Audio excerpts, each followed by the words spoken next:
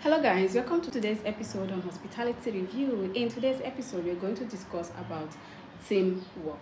But before then, communication plays a vital role in making sure that there's a seamless operation in the industry because we are always discussing, interacting, delegating tasks, instructing. When we engage in all this, it's still part of communication. During a handover section is part of communication.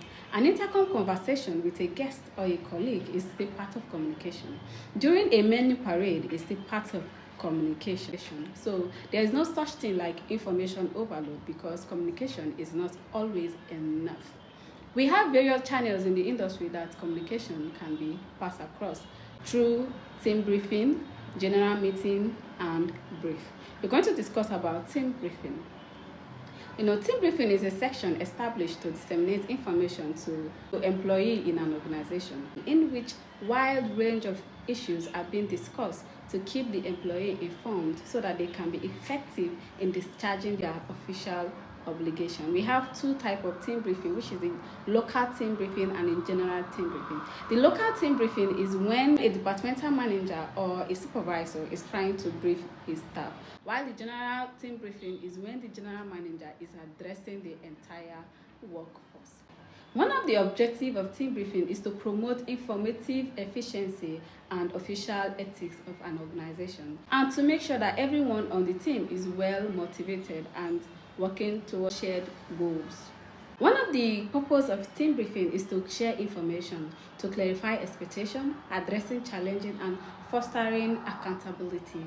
Before a team briefing section should go on, 4 things need to be put in place, which is the 4 P's of team briefing: progress, policy, people, and point of action. The progress of the establishment or the organization, and the progress of the staff. Policy, the rules and regulations that is set aside to govern the establishment. The ethics, the standard of the organization. Then people, the welfare of the staff. Then point of action, what is your maintenance culture in terms of the organization concerned? What and what do you put into places to make sure that the organization lives to see its next birthday? One of the rules of team briefing is to make sure that the section is in a small group. Everything should be written or verbal. Establish a periodic timeline for briefing. Communicate clearly, encourage interaction, and set objectives. That brings us to the topic of today, which is teamwork. When a group of individuals align their effort towards a common purpose, remarkable achievements not only become possible but inevitable. Teams are like engine powering a machine. Each member brings a unique skill, experience, perspective, contributing a collective goal. Collaboration within a team fosters creativity, problem solving, and innovation. Effective communication, mutual respect, shared accountability are the fuel that propel a team forward. Therefore, when we help one another, everybody wins. Teamwork can take different forms depending on the nature of the task, the composition of the team, and the goals to be achieved. We have project-based teamwork, we have cross-functional teamwork, we have problem-solving teamwork. We have various types of teamwork, but like I said, teamwork varies depending on the nature of the task or the goals to be achieved. Now, let's look at the duties of a team leader. A leader is someone who has the right character, is competent, and has capacity to carry out the task. One of the duties of a team leader is to guide and manage the responsibility of the day-to-day job. A team leader educates the team about the team purpose, helping team to develop their skills and helping in resolving team conflict. Let's look at the characteristics of some team members. We have the quarrelsome type. This type of people, they are so unconventional that anytime you tell them to do something, they will be like, why do we go this way? Why don't we use the other way around? It doesn't necessarily mean that what you're saying is wrong, but they want to do it the other way.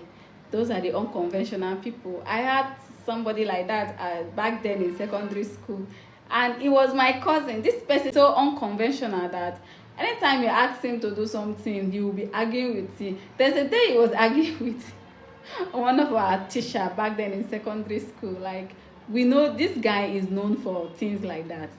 So unconventional. These are the quarrelsome people. Some of them always do those things to agitate the team leader. Then the annoy it all type. No knowledge is a waste. Even if you have idea about an issue, just listen to somebody else too. Maybe you will find a better way of solving that problem. The eyebrow type. These people, they don't really talk. They will just answer with maybe a nod or with their eyebrow, like yes or no. Even if they know, they will not say it. Like back then in school, why am I elaborating? Let me elaborate a little bit. Back then in school, I used to sit at the back. Why? Because I don't want any teacher to ask me question. Yeah, that is one of the reasons. Sometimes I will not even be able to see because I'm short sighted, so I will not even see far. I don't want any teacher to ask me question. If you ask me question, like God, I might melt. Even if I know it, most time I know it, but that courage to answer that question is not always there. How to promote team work. Celebrate members' achievements. Don't be a customized brand in the evil industry. Always appreciate and celebrate your team members. Learn what team members are good at by profiling them. Set a clear vision and goal and encourage open communication. And lead by example. Be hands-on.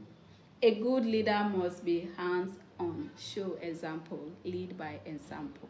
Until our next episode on hospitality review, I remain your girl, Wati.